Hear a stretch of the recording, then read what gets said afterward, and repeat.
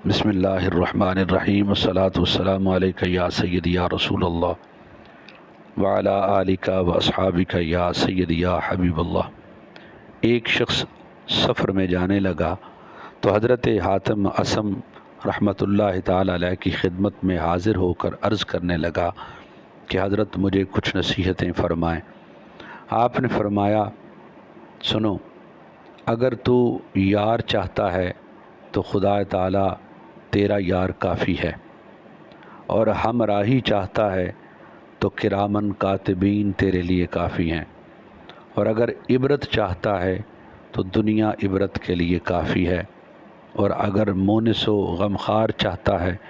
तो कुरान मजीद मोनिसो गमखार तेरे लिए काफ़ी है, और अगर शुगल चाहता है तो इबादत तेरे लिए काफ़ी है, और अगर वाज चाहता है तो मौत तेरे लिए काफ़ी है, और अगर ये बातें जो मैंने बयान की हैं तुझे पसंद नहीं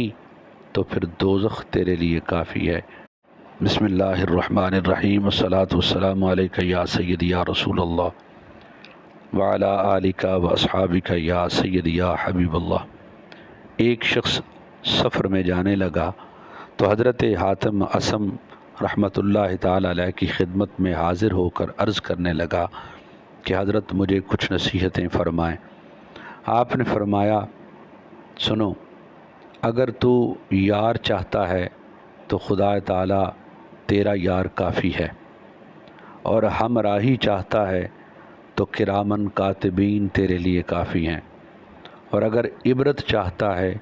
तो दुनिया इबरत के लिए काफ़ी है, और अगर मोनिसो गमखार चाहता है तो कुरान मजीद मोनिसो गमखार तेरे लिए काफ़ी है, और अगर शुगल चाहता है तो इबादत तेरे लिए काफ़ी है, और अगर वाज चाहता है तो मौत तेरे लिए काफ़ी है, और अगर ये बातें जो मैंने बयान की हैं तुझे पसंद नहीं तो फिर दोज़ख तेरे लिए काफ़ी है।